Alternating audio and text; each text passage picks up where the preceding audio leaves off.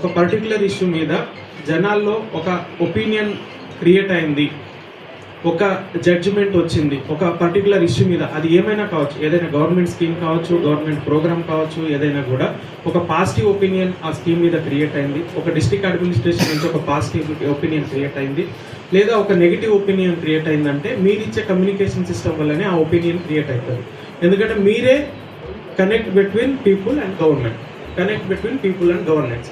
So అట్లాంటప్పుడు మనం ఎప్పుడైనా కూడా ఒక ఇష్యూని, ఒక ఏదైనా వార్తని మనం ప్రాపర్గా వెరిఫై చేయకుండా ముందుకు మనం రాసుకుంటుంది ఏంటంటే అది ఒకటి మనకి కరెక్ట్ ఒపీనియన్ అనేది ప్రజల్లో పోదు.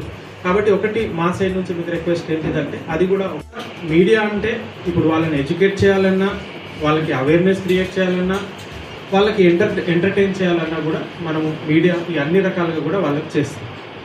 సో యాజ్ ఏ గవర్నమెంట్ సిస్టంలో మేము ప్రజలతో ఇంటరాక్ట్ అవ్వాలి.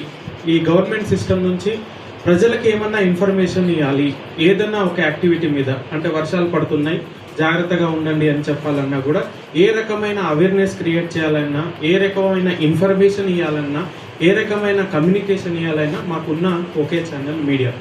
సో కాబట్టి ఆల్వేస్ మీడియా మనం అందరం కూడా ఎప్పుడు కోఆర్డినేటెడ్ మ్యాటర్లో చేసుకుంటూ ఉంటాం.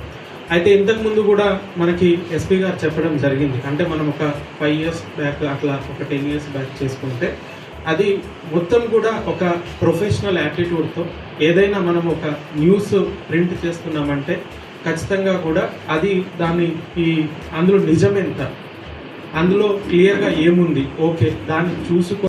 ఎలక్ట్రానిక్ మీడియాలో సపోజ్ ప్రింట్ మీడియాలో ఈ రోజు ఏ జరిగితే వాళ్ళ నెక్స్ట్ డేలో వస్తుంది.